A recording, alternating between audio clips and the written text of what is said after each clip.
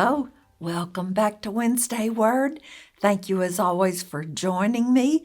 I hope you were able to be with me last time, and if you were, you know we started a brand new study. This time not a book study, but a study of the man known as the patriarch of the faith, not just for Jews, but also for Christians and Muslims as well. We looked at some basic details at the start of his introduction in Scripture, how he was called, in fact, directly called by God, a little bit of his early journey as he moved from Ur of the Chaldees to Haran and the distance involved there. So a lot of little details like that laid a foundation for this study. We had just read Genesis 12, verses 10 through 20, when I ran out of time, and I was beginning to talk about that passage, but certainly we did not do it justice. So with your permission, let's go back there, reread that text, and lay some additional facts in that particular passage before us so that we see some things that are going to come back around, you might say. Let's do that now. This is Genesis 12, verses 10 through 20. Now there was a famine in the land, and Abram went down to Egypt to dwell there, for the famine was severe in the land. And it came to pass, when he was close to entering Egypt, that he said to Sarai his wife, "Indeed, I know that you are a woman of beautiful countenance. Therefore it will happen, when the Egyptians see you, that they will say, 'This is his wife,' and they will kill me, but they will let you live. Please say you are my sister, that it may be well with me for your sake, and that I may live because of you." So it was, when Abram came into Egypt, that the Egyptians saw the woman, that she was very beautiful.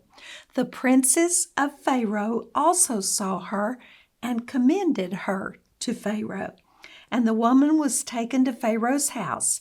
He treated Abram well for her sake. He had sheep, oxen, male donkeys, male and female servants, female donkeys, and camels. But the Lord plagued Pharaoh and his house with great plagues because of Sarai, Abram's wife. And Pharaoh called Abram and said, "What is this you have done to me? Why did you not tell me that she was your wife? Why did you say she is my sister? I might have taken her as my wife. Now therefore here is your wife. Take her and go your way." So Pharaoh commanded his men concerning him, and they sent him away with his wife and all that he had. Now we know in the land of Canaan, famines were not uncommon. In fact, the opposite was true. So when this severe famine comes, Abram believes that he has only one logical choice. He needs to move to Egypt. After all, in Egypt, the Nile River overflows its banks, irrigates the land so that crops will grow, so that there will be pastures for flocks. And we know that Abram certainly has a lot of those. So he decides to make this shift in location, if you'll allow me to call it that, not as a permanent decision or to become a permanent residence, but because he feels it's his only choice to protect and preserve the flocks and the large number of people who are with him. So as he approaches Egypt and his mind roams on the circumstances that will appear before him, he devises a plan because he feels like he needs to protect himself. Now, I have to say here, this plan does not involve God, does not indicate that he trusts God to keep him safe. Now, we know he's a man of great faith, but he's not a perfect man. And this particular section of Scripture proves that very well. So, because Sarai is very beautiful, and there are a number of women in Scripture that we are told are very beautiful, he was afraid that Pharaoh would have him killed so that he could take Sarai for himself. Now, we do not know for sure which Pharaoh this is, and I don't suppose it matters. We know the pharaohs were very powerful, and we know at this particular time Abram is fear-driven. So this plot that he comes up with and this request that he makes of his own wife is that she claimed to be his sister rather than his wife in order to protect him. Now, the odd thing about this is it's not entirely a lie, but I've always argued that a half-truth is a whole lie. Genesis 20 and verse 2 reveals information that is not available to us back in our text, like we looked at last week when we talked about Abram taking a wife. But Genesis 20:12 says, I think I said Genesis 2, that's not right, it's Genesis 12. But indeed she is truly my sister. She is the daughter of my father, but not the daughter of my mother, and she became my wife. So Sarai is technically Abram's half-sister and his wife in totality. Now, okay, that is very odd to us, and let me make it very clear that there is nothing about this text that is intended to become instructions for us regarding people that are available for or wise choices to be our spouse. It's also true that Abram has had different influences. He has lived in two places that were different cultures, idol worshipers, totally different. And we know that. That is his background. But not only that, he most recently had lived in Haran. And in Haran, the people had adopted a practice that is really strange. They were basically getting married and then adopting that wife as a daughter so that should something happen to them, they could bestow the privilege of inheritance on that wife. And we know that in this time frame, in fact, in the Old Testament in its entirety, all the way into the New Testament, women didn't have the right to inherit. You remember the story where the daughters approached Moses, begging that they have the right to inherit so that their father's name would not be wiped out because he had no sons. Well, for whatever the reason might be that he chose to do that, biologically, she was his half-sister. He did not admit that she was his wife. It was a charade. It was not a great moment of faith, though some of those were certainly going to happen in Abram's life. So Abram's argument was that, Sarai, you need to cooperate so that you can help to keep me safe, because my situation will not be good if they know you're my wife. Well, exactly what he had feared came to pass. It didn't take any time at all for her beauty to be noticed, for princes of Egypt to mention her to Pharaoh, and for Pharaoh to reach out, grab her, and plunk her into his harem. Now, we're also told that Pharaoh treated Abram very well for Sarai's sake. He already had a lot of wealth, and apparently this sojourn in Egypt did not hurt that status at all. But God has a way of getting the attention even of the heathen. And he got Pharaoh's attention. He afflicted Pharaoh with what this text calls plagues. Now that probably means boils or skin diseases or something that would bring great discomfort. Now we know it wasn't a drought because there was already a drought in Canaan, but there is no mention of the drought in Egypt or of Abram's flocks being uncomfortable because of a lack of food and water. So we get the feeling it's something that happened to Pharaoh's household based on the description in our text. And it definitely got Pharaoh's attention. Now, here's what we don't know. Have you ever wondered how Pharaoh knew that Sarai was Abram's wife? She didn't just volunteer that information. We know that to be true. Abram didn't tell him. Now, though we don't know the exact way that that information was acquired, here's what we do know. There were general practices in that day and age that might have been followed in the court of Pharaoh.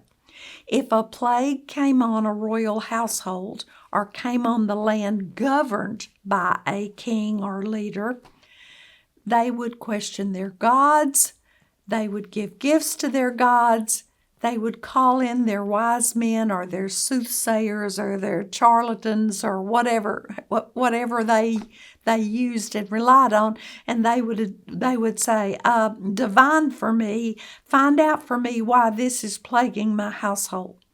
Did Pharaoh do that? He very well could have. Had he done that, and had information been revealed to him, he would likely have gone to Sarai and said, this is what I've been told. Is this the truth? Now, you're going to say, Pat, you're telling me that they could have, by divination, by some sort of demonic revelation, gotten that kind of information? Yes, they could have. We know that there are powers that are not godly. They just don't have the same level of power that God has. And they are not sources of the right kind of information. I remind you that Saul sought the witch at Endor when he knew God's presence and divine direction were no longer his.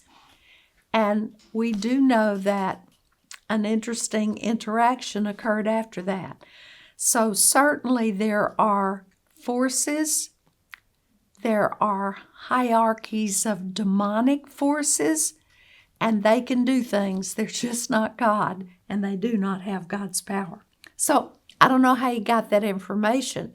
If you've never thought about that before, he wasn't just guessing here. He approaches Abram with a series of very pointed and accurate questions.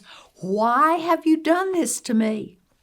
What were you thinking? Why did you say she's your sister, knowing good well she's your wife? What would have happened if I had taken her as my wife? I would have been taking another man's wife into not just my household, but into intimate relationship with me.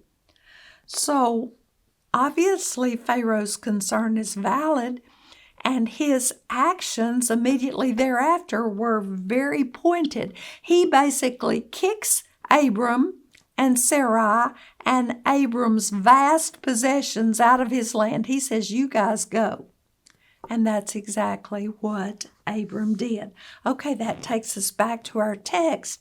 It completes Genesis 12, and now we're ready to read Genesis 13, verses 1 through 7. Then Abram went up from Egypt, he and his wife and all that he had, and Lot with him, to the south. Abram was very rich in livestock, in silver, and in gold. And he went on his journey from the south as far as Bethel, to the place where his tent had been at the beginning, between Bethel and Ai, to the place of the altar which he had made there at first. And there Abram called on the name of the Lord. Lot also, verse 5, who went with Abram, had flocks and herds and tents. Now the land was not able to support them, that they might dwell together. for their possessions were so great that they could not dwell together. And there was strife between the herdsmen of Abram's livestock and the herdsmen of Lot's livestock. The Canaanites and the Perizzites then dwelt in the land. Okay, Abram left Egypt. He's heading south, likely toward the Negev wilderness, what is in the southern part of modern-day Israel. And it would have been south of a line drawn from Gaza on the west to the Dead Sea on the east. So it's that chunk of land that is inhospitable in many ways, not very accommodating. Now, we know how rich he was. He had cattle, he had silver, he had gold. He had the blessings of God. That's exactly what they were. Unfortunately, he had all of these possessions, all of this livestock, and a large number of people who traveled with him. That made a few things difficult. It made it difficult to quickly pull up stakes, relocate to an area to find fresh pasture and adequate water, and it certainly made it difficult for he and Lot to coexist in the same area of land. Simply, the blessings of God had become a challenge in terms of finding land that would support all of them. So what happens? Now there is strife between the herdsmen of Lot and the herdsmen of Abram. Now notice again, we've got herdsmen, we've got family members, we've got people who have attached themselves. This is a big group. Every time they move, it's no small production. Verse 7 ends with an interesting statement that the Canaanites and the Perizzites were in the land. I remind you that Abram was nomadic. He did not control the land. God had given him the land, or was about to, is more accurate. We're about to see that. But he never actually had an area that he totally controlled during his lifetime. So he moved from place to place. Okay, back to Genesis chapter 13, reading verses 8 through 18. So Abram said to Lot, "Please let there be no strife between you and me, and between my herdsmen and your herdsmen, for we are brethren. Is not the whole land before you? Please separate from me. If you take the left, then I will go to the right. Or if you go to the right, then I will go to the left." And Lot lifted up his eyes and saw all the plain of Jordan, that it was well watered everywhere, before the Lord destroyed Sodom and Gomorrah. Remember, all of these accounts are being recorded after the fact, likely by Moses. And when that's true, sometimes information is inserted that was not available at that time.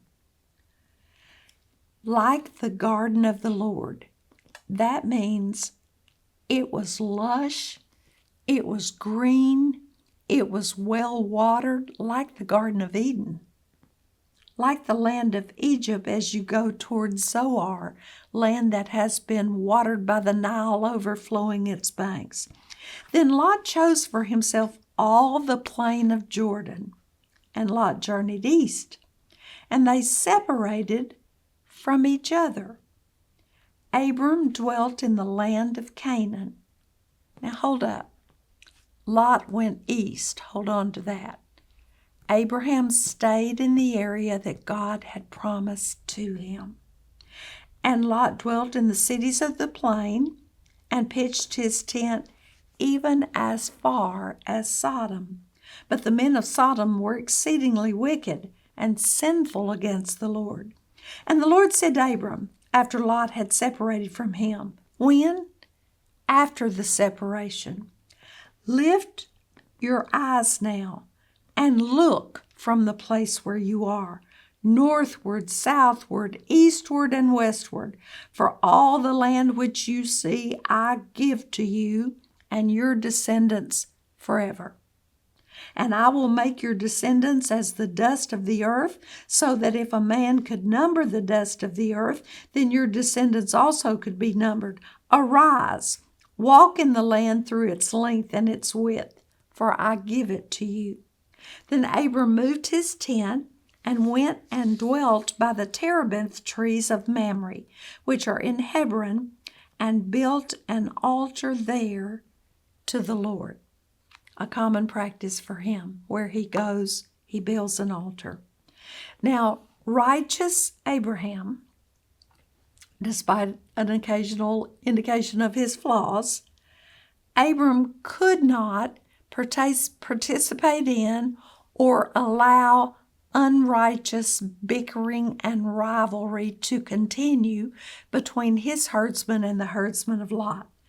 So in absolute humility, he makes a magnanimous and generous offer.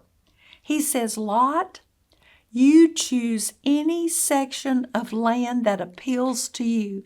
If you go east, I'll go the opposite direction. I'll go west. If you go west, I'll go east. You choose what you prefer. Now, this whole passage draws a sharp line of contrast between Lot and his motives and his attitudes, and Abram and the real state of his heart and his personality and his character. The Jordan Plain offered everything that herdsmen could ever want. It was lush. It reminded Lot of the stories of the Garden of Eden. The Jordan River was large enough and adequate to provide water and to make the lands near it fertile. So what we see is absolute selfishness and weakness of character on the part of Lot.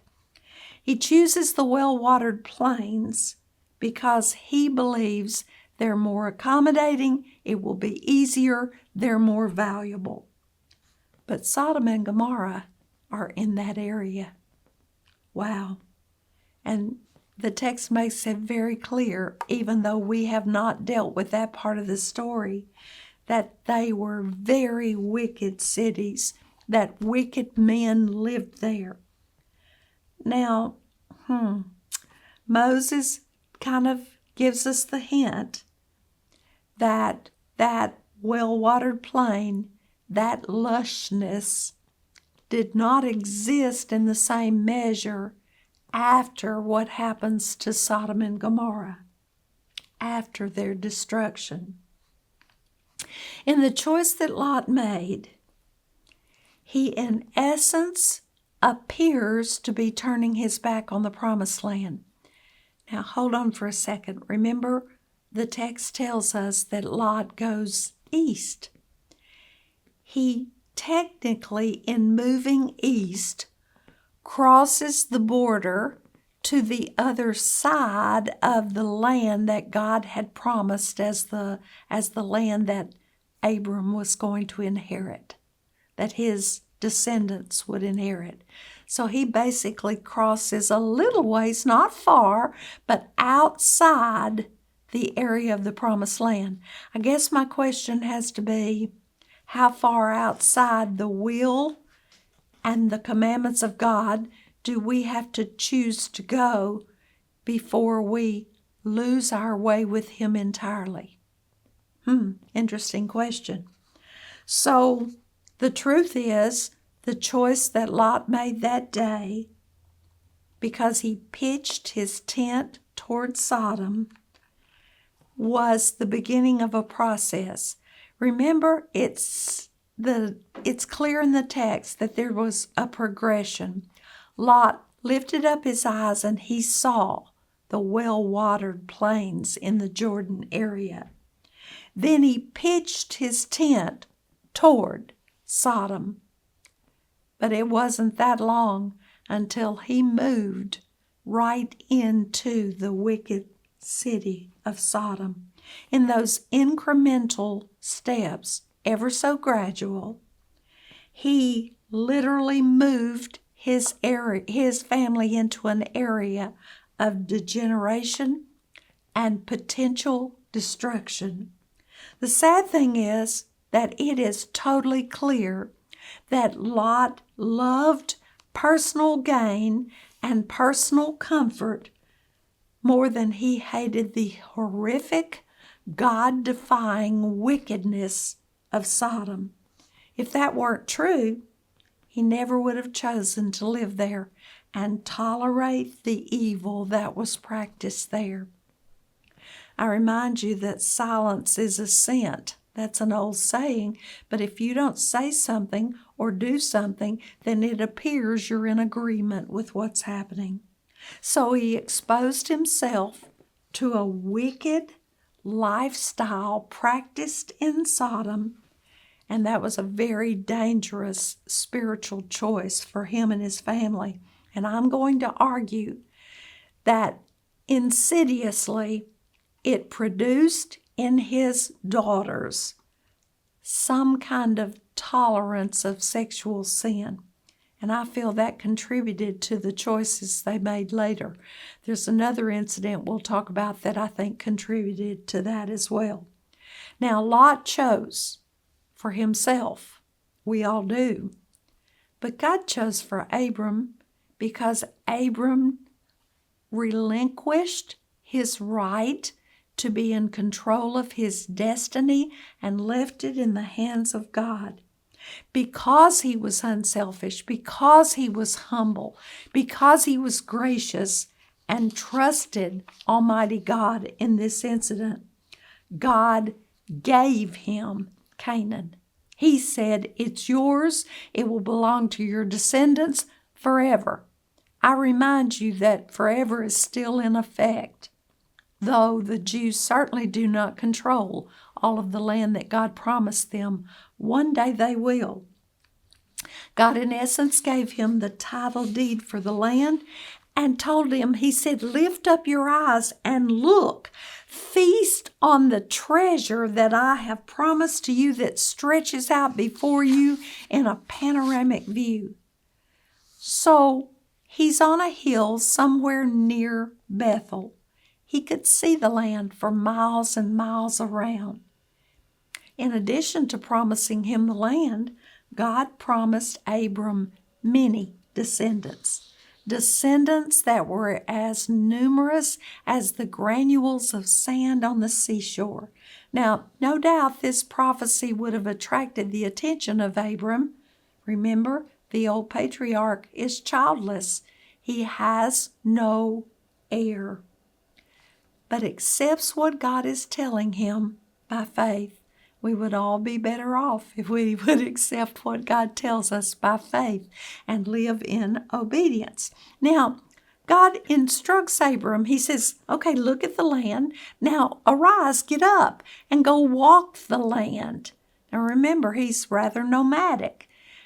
Go survey what I've given you. Go look it over. Now, if we had bought a piece of property, we would look it over to see what we were getting and whether it was worth the value placed on it. So in essence, Abram is going to go survey the land. Why?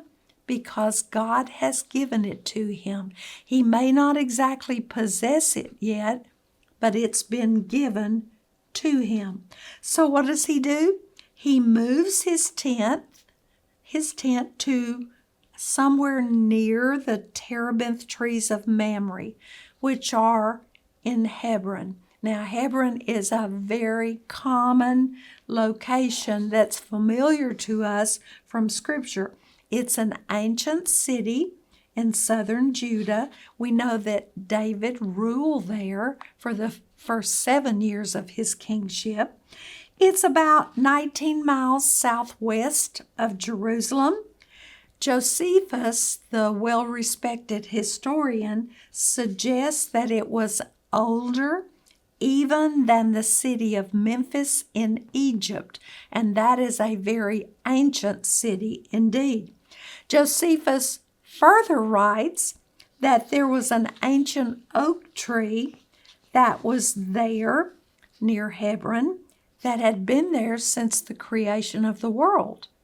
Now, I remind you that we've traced the lineage from Adam through the lineage of Seth, through the lineage of Noah, now to Abram. And you're going to say, Pat, that's impossible. Well, first of all, I can't prove that it's true. Secondly, I'm not going to try to. And thirdly, it is possible. If you've visited the Holy Land, you know that in the Garden of Gethsemane, which is actually on the Mount of Olives near the Eastern Gate, across a valley from the Eastern Gate of Jerusalem, that when you see that, in that garden, you will be told by guides that there are trees in that garden that are probably not the trees that were there when Jesus was there, but close, that they're probably 16 or 1800 years old. So, is it possible? Yes, it is possible. In this area, there were olive trees, grapes, springs, wells, pasture, grazing ground for Abram's flocks. All of these things would have been important to him, and so he moves his tent there, at least initially. It's also interesting to note that there is a well-known cave near there, and that's the cave of Machpelah.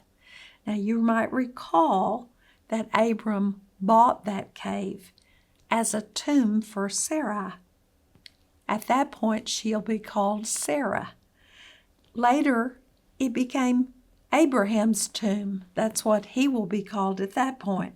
It also became the tomb for Isaac, for Jacob, for Rebekah, and for Leah, not Rachel. She was buried near Bethlehem. Because Hebron was about 3,040 feet above sea level, it stood out.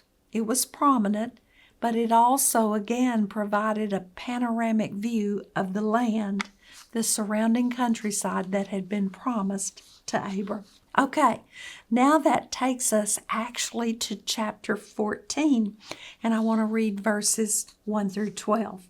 And it came to pass in the days of Amraphel, king of Shinar, Arioch, king of Elazar, Kedorlaomer, I'll get it out, Kedorlaomer, king of Elam, and Tidal, king of nations, that they made war with Bera, king of Sodom, Bersha, king of Gomorrah, Shinab, king of Admah, Shemeber, king of Zeboim, and the king of Bela, that is Zoar. All these joined together in the valley of Siddim, that is the Salt Sea. 12 years they served Kedorlaomer, and the 13th year they rebelled. In the 14th year, Kedorlaomer, and the kings that were with him came and attacked the Rephaim in Ashtaroth Karnaim, and Zuzim in Ham, and Emim in Shaveh Kiriathim, and the Horites in their mountain of Seir, as far as El Paran, which is by the wilderness. Then they turned back and came to En Mishpat, that is Kadesh, and attacked all the country of the Amalekites, and also the Amorites who dwelt in Hazazon Tamar. And the king of Sodom, the king of Gomorrah, the king of Admah, the king of Zeboim, and the king of Bela, that is Zoar, went out and joined together in battle in the valley of Siddim against Kedorlaomer, king of Elam, Tidal, king of nations, Amraphel, king of Shinar, and Arioch, king of Elazar. 4 kings against 5. Now the valley of Siddim was full of asphalt pits, and the kings of Sodom and Gomorrah fled. Some fell there, and the remainder fled to the mountains. Then they took all the goods of Sodom and Gomorrah and all their provisions and went their way. That means Chedorlaomer and the other 3 kings who were with him. They went their way. They also took Lot, Abram's brother's son, who dwelt in Sodom, and his goods, and departed. Okay, going into chapter 14, we see that Abram's scope is about to go international, not just be a local name that's known. 4 kings have come a long distance, likely from the area we know today as Iran and Turkey. Their intention in coming is to squash a rebellion. Apparently 5 city-states, let's call them that. They're certainly not countries. And this was very common in biblical times, that you would have a ruler over a city and the little surrounding suburbs.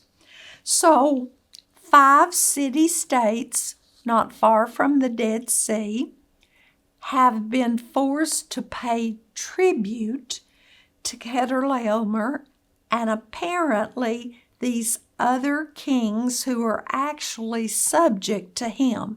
Without doubt, he seems to be the dominant in this invading force.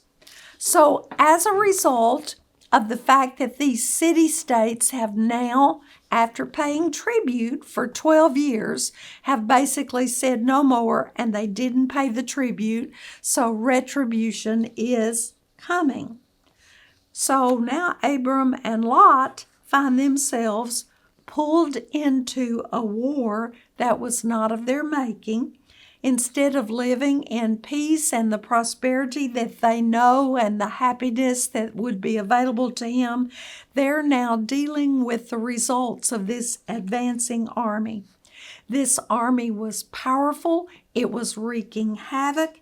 As it moved across the land, it left destruction in its wake. Who were these 4 kings?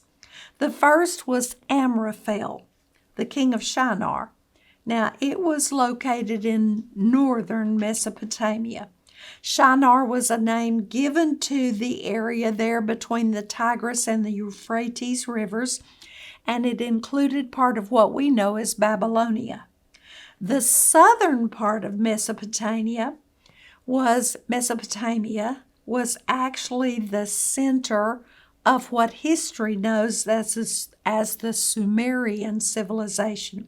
And that's a very old civilization dating back to about 3500 BC. Okay, he's the first, Amraphel. Arioch was the second king listed. His name is interesting. It means lion-like. And he was the king of Elazar, and it's related to a Babylonian term, which makes sense because, unlike Amraphel, who controls the northern part of that Mesopotamian, would-be Babylonian one-day area, this is the southern part. And he probably controlled actually a larger region than Amraphel did. Chedorlaomer was the king of Elam. Now that was a well-known mountain region near the head of the Persian Gulf. As I just told you, undoubtedly he was the dominant of the 4 and probably controlled, manipulated the others. He had apparently established somewhat of a domination that gave him control of the armies of the others. It is unclear whether or not he exacted a tribute, but clearly he's the dominant. His name means servant of Lagomer, which is one of Elam's gods. So this is an idol-worshiping, dominating force that intends to collect money from the Canaanites in the area. Now, the capital of Elam, where Kedorlaomer rules, is a place called Susa, or you may know it as Shushan. And that should sound familiar since it crops back up in the books of Esther, Daniel, Nehemiah, and Ezra. The fourth king is Tidal, and he's called the king of nations. Now that's interesting because it's not a geographical area as the others had. It may indicate that he was in control of several small individual kingdoms, but more likely it probably meant he was the head of a strong band of roving or nomadic people who basically raided other areas for plunder as a way of gaining their wealth. So these four kings, idol worshippers, not there to play nice, have traveled southward into the Transjordan region beyond Damascus and swooped down into the area east of the Jordan River, as far as the Salt Sea, or we know it as the Dead Sea. Along the way, they do some conquering and some raiding. The Rephaim and the Emim, who are very tall people. You may be reminded that Deuteronomy 3:11 says that their king had a bed that was 12 feet long. Ultimately and finally, they were destroyed by the Israelites under the leadership of Moses, and Horites, who would be dispossessed later by the descendants of Esau. So the Rephaim, the Emim, and the Horites fell to this advancing army as they are moving south on the eastern side of the Dead Sea. It's amazing, but archaeology has done so much to verify these biblical accounts, to help to identify these people groups, even to confirm some of the domination and the control and the early accounts of battles, etc. The Horites, for example, are now known as the Hurrians. They were a non-Semitic group of people. They came to prominence about 2400 BC, and they most definitely lived. Archaeology verifies that.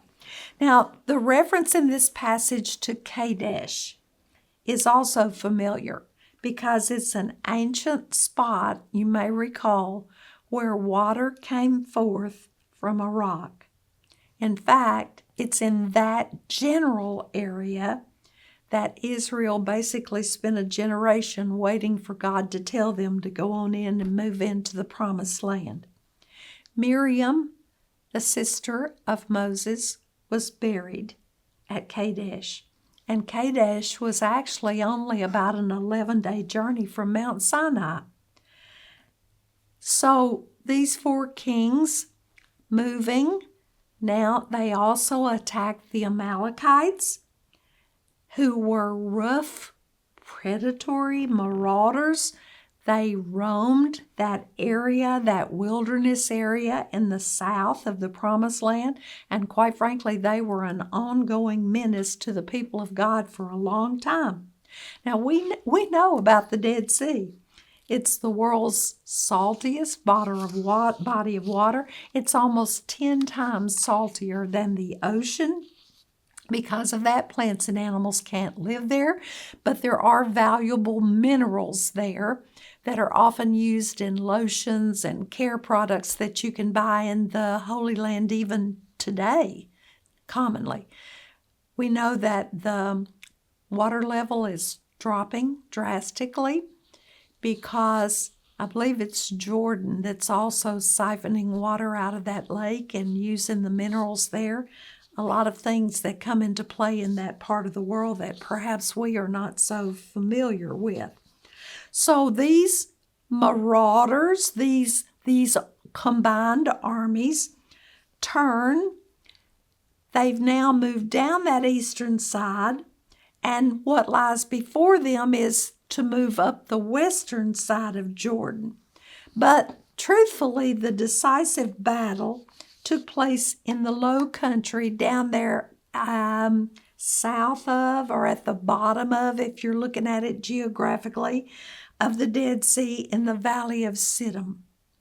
The opponents of these 4 powerful kings were 5 kings of city-states in that immediate region. These kings who had rebelled against Chedorlaomer and his cohorts, so to speak.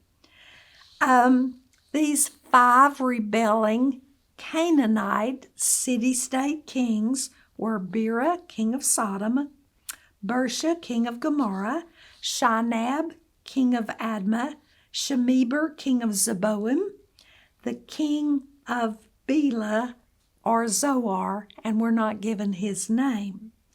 Now, in this battle, these 5 kings against 4, 5 from Canaan against the invading kings, that was a significant and horrific battle. The 5 Canaanite kings were not just defeated, they were routed. And they ran. Some of the survivors of the battle actually fell into asphalt pits in the area.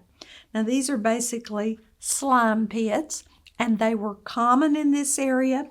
They were literally holes that had been left in the ground after liquid petroleum had been removed. The holes might have still been partially filled with bubbling petroleum coming up out of the ground. Well, raw petroleum would have been slimy and slick and sticky, an absolute mess. These holes would have likely been deep, and the men running for their lives, trying to escape the fury of the attack of the enemy, fell into these holes and were lost. The situation was going from bad to worse. It's interesting because to this very day, occasional chunks of bitumen float to the surface at the southern end of the Dead Sea.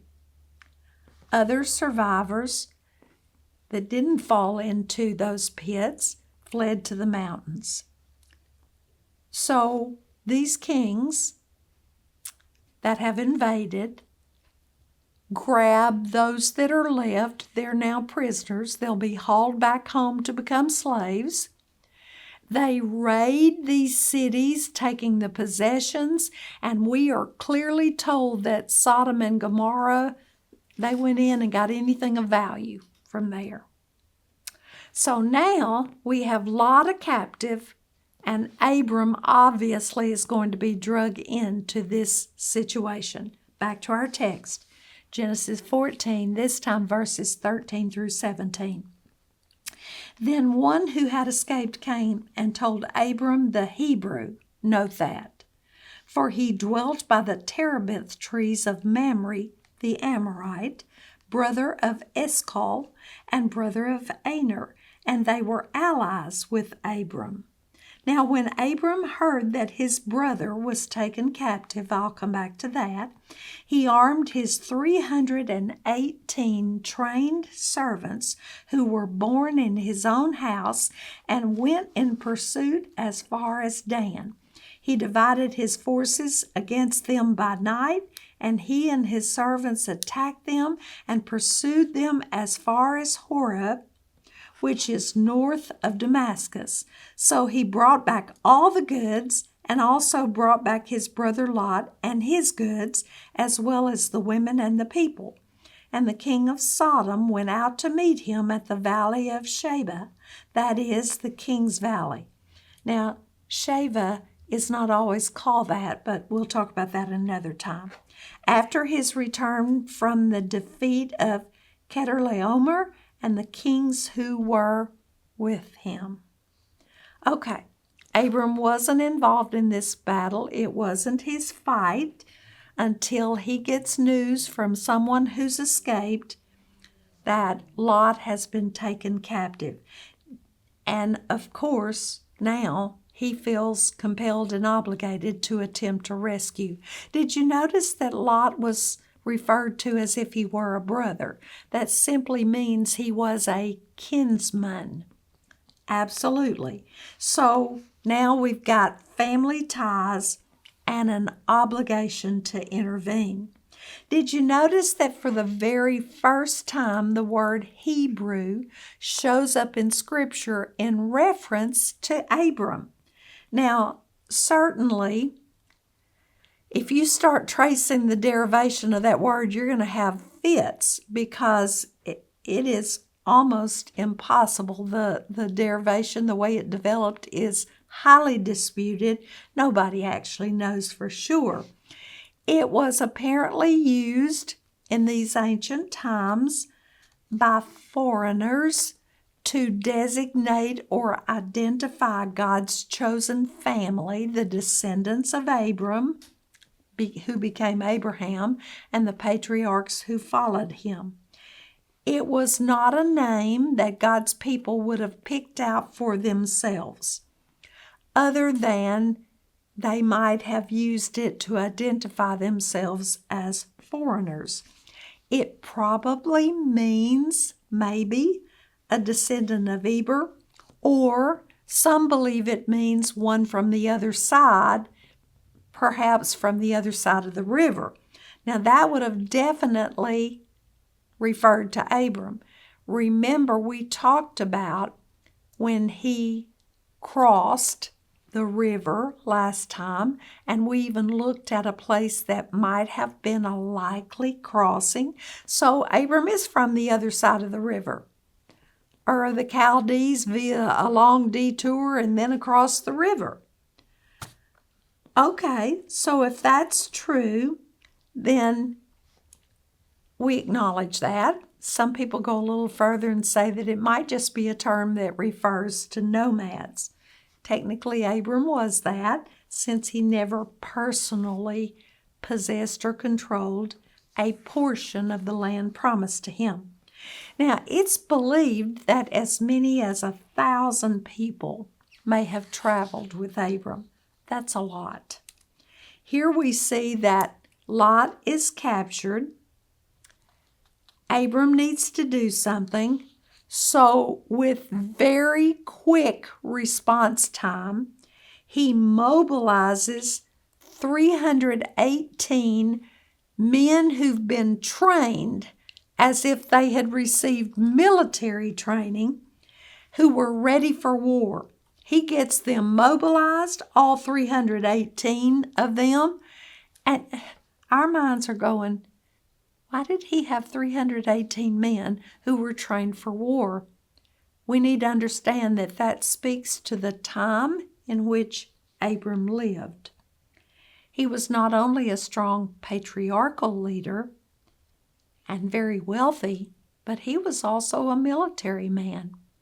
Those troops were born in his household, trained in his household, and prepared to do whatever they needed to do.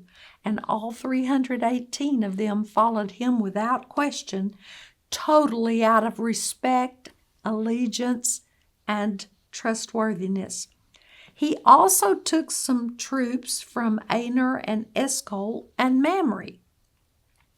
These were confederates of Abram, loyal, some sort of an agreement between them, good friends who stepped in to assist him in this time of emergency. Now, the fleeing invaders are moving north. They quickly make their way to Dan, which is on the northern boundary of Canaan.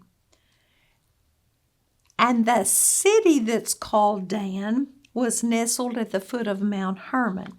Now, technically, in Abram's time, it was called Leshem or Laish, later called Dan, and remember, Moses knows that later it was called Dan. Abram exhibits some military acumen and understanding here when he divides his troop for a nighttime attack and starts at Dan, but does not stop at Dan. Apparently, he pursues the fleeing troops all the way to Hobah, and that's about 50 miles north of the ancient city of Damascus, meaning that Abram drove them far enough that they were totally outside the territory that was promised to him, what we know as Israel or the Promised Land. Amazingly, Abram and his troops covered 100 miles in their pursuit, ultimate defeat, and driving out of Chedorlaomer and those who were with him. They routed that enemy as a result of surprise, military plotting, and persistent pursuit. They didn't just defeat them, but they recovered all of the captives and every bit of the goods that had been taken from those people. So again, we find that Lot is in the safekeeping of his uncle. And beyond that, Abram has undoubtedly, without question, established himself as a force with whom Canaanites would have to reckon. He was able to deliver a smashing blow to these strong enemies and to recover all. Every person, every piece of fabric, every bit of gold and silver, every single thing that had been taken. He finishes that defeat, pushing those enemies out of the Promised Land, and returns to his own district. In doing that, he is met by the king of Sodom. And of course, the king of Sodom is grateful. I need to remind you, he ran. He ran for the hills, literally, because he had been defeated, was frightened for his own life. So, of course, he's glad that Abram has stepped up and defeated this formidable foe. The two men met at a place called Shaveh, or King's Valley. And that word literally means a plain, and it was probably located near Jerusalem. I am so almost out of time. But let me go ahead and read this next passage, and I'll reread it next time because it is so powerful and so prophetic. Genesis 14, verses 18 through 24. Then Melchizedek, king of Salem, brought out bread and wine. He was the priest of God Most High. Note that. And he blessed him. He blessed Abram and said, Blessed be Abram of God Most High, possessor of heaven and earth, and blessed be God Most High, who has delivered your enemies into your hand, and he gave him a tithe of all. Oh my goodness, so much there. Now the king of Sodom, we're back to him. King of Sodom, king of Salem, king of Sodom. Now the king of Sodom said to Abram, Give me the persons and take the goods for yourself. But Abram said to the king of Sodom, I have raised my hand to the Lord. I've made a vow. God Most High, the possessor of heaven and earth, is the one to whom I've made this vow, that I will take nothing from a thread to a sandal strap, that I will not take anything that is yours, lest you say, I've made Abram rich, except only what the young men have eaten, and the portion of the men who went with me, Aner, Eshcol, and Mamre. Let them take their portion. So in this passage, we meet the mysterious Melchizedek, king of Salem. Now, Melchizedek means king of righteousness. Some argue, oh no, it means king of Zedek or Zedek. But that word is the Hebrew word for righteousness. So I repeat, it means king of righteousness. He was the priest king of Salem, which is possibly a shortened version of Jerusalem, which means city of peace, and is identified with the city of Jerusalem. Now, when we come back next time, we're going to talk about Melchizedek, the type or the anti-type, not anti, antitype of Jesus Christ. I hope you will join me for that fascinating study.